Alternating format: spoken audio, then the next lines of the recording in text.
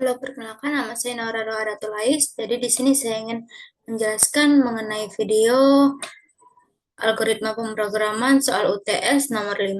Jadi di sini perintahnya itu membuat program menggunakan fungsi rekursif untuk menampilkan jumlah genap dan ganjil dari sederet bilangan. Nah, jadi di sini logika dan deskripsi programnya. Algoritma program yang akan saya bikin ini untuk menghitung jumlah nilai bilangan genap dan bilangan ganjil dari beberapa data menggunakan rekursif.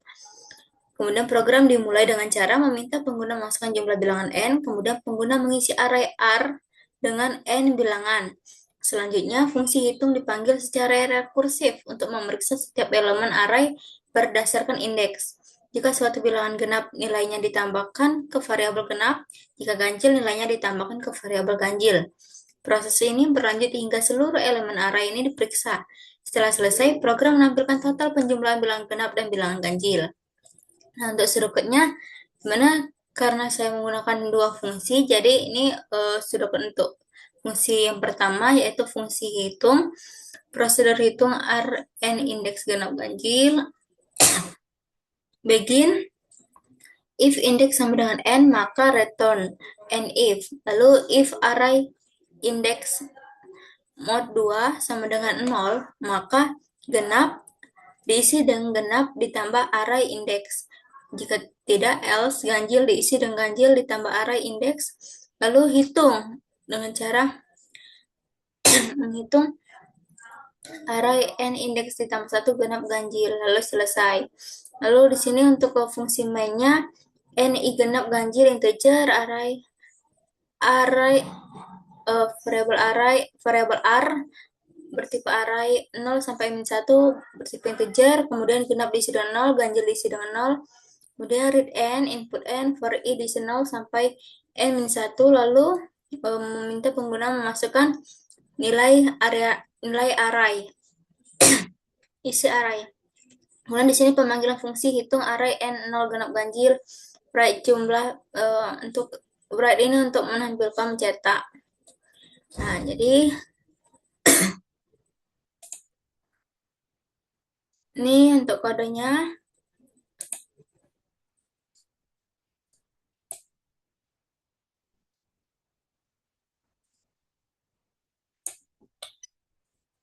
Nah, jadi di sini kan ada dua fungsi. Di sini untuk pemanggilan untuk genap ganjilnya, proses genap ganjilnya.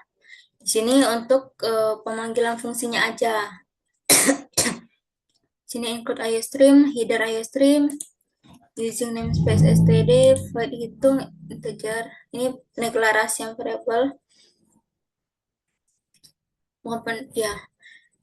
Nah, di sini dalam proses fungsi hitung ini ada proses pengecekan kondisi. Jika indeks sama dengan n, maka return.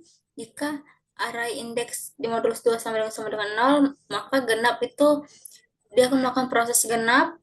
Jika tidak, dia akan melakukan proses ganjil. Lalu ini indeksnya ditambah 1. Kemudian untuk fungsi main, ini biasa kita minta input dulu si in n, kemudian pendeklarasian array yang bertipe n, yang isinya n, kemudian di sini untuk memasukkan perulangan untuk memasukkan array, isi array, kemudian di sini pemanggilan fungsi dari ganjil genap, dan di sini untuk mencetak hasil genap dan ganjil itu. Kita coba inputnya. Nah,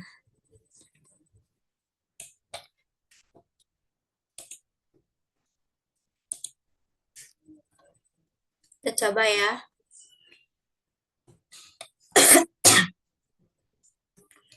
Build run dulu. 3. Datanya n, kemudian 6, 7, 4. Nah, di sini jumlah bilangan genapnya ada 6 dengan 4. Jadi 6 tambah 4, 10. Kemudian bilangan ganjilnya ada 7 saja, jadi 7. Nah, dari kode saya tadi, seperti yang udah sambil saya jelasin tadi, itu cara kerjanya tuh dengan cara mulai program, kemudian mendefinisikan fungsi hitung dulu, program memeriksa apakah nilai indeks sama dengan n. Jika kondisi tersebut terpenuhi, fungsi berhenti dan kembali ke pemanggil fungsi. Jika kondisi tersebut tidak terpenuhi, program memeriksa nilai array indeks. Nah, jika sisa hasil pembagian array indeks ini dengan 2 sama dengan 0, maka nilai genap ditambahkan dengan nilai array indeks. Jika sisa hasil pembagian array indeks dengan 2 tidak sama dengan 0, maka nilai ganjil ditambah dengan nilai array indeks. Nah, setelah itu fungsi memanggil kembali fungsi hitung dengan indeks ditambah 1, nilai genap dan ganjil tetap diteruskan, dan proses tersebut berulang sampai seluruh elemen array itu diperiksa. Nah, program utamanya ini pendeklarasian variabel, input, kemudian membuat array, kemudian mengisi array, kemudian nah, setiap nilai yang dimasukkan pengguna disimpan ke dalam array, kemudian program memanggil fungsi hitung dengan parameter array n, nilai awal indeks yaitu 0, variabel genap, dan variabel ganjil. Kemudian setelah proses rekursi selesai, program menampilkan hasil genapnya dan hasil ganjilnya, lalu program pun selesai. Nah, tadi kan udah saya masukin inputnya. Nah, sini saya akan menjelaskan mengenai input yang saya masukkan tadi. Mana mulai program, kemudian n tadi saya isi dengan 3. Kemudian input bilangannya, cek i sama dengan 0 kurang dari 3 sampai i ini mencapai 3. Nah, tadi saya udah input kan 6 dengan 7 dan 4. I-nya udah juga 3 kurang dari 3 tidak. Jadi perulangan inputnya pun berhenti. Jadi array tadi diisi dengan 6 dengan 7 dan 4. Kemudian memanggil fungsi hitung.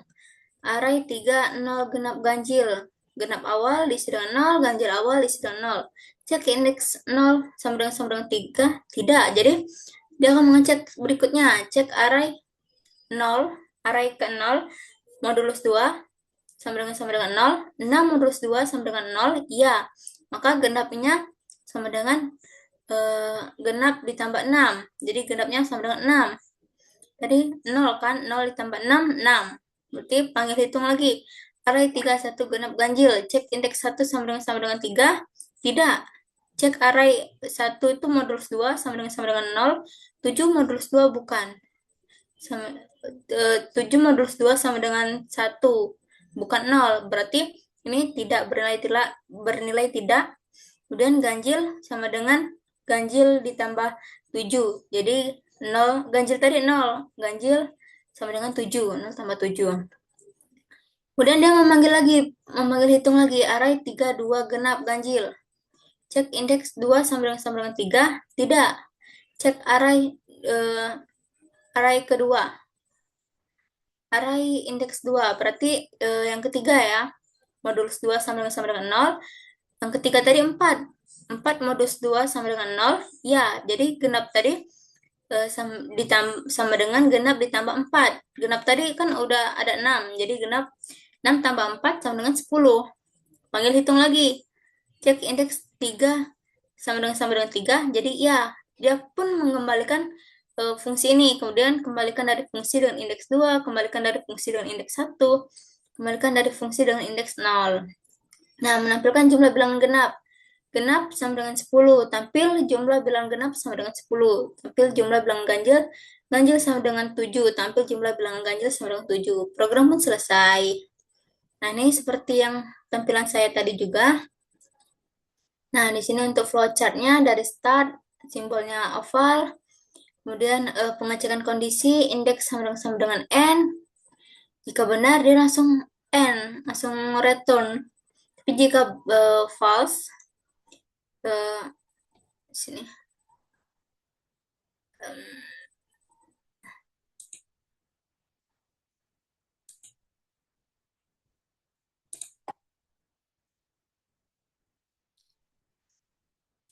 Nah, di sini F ya.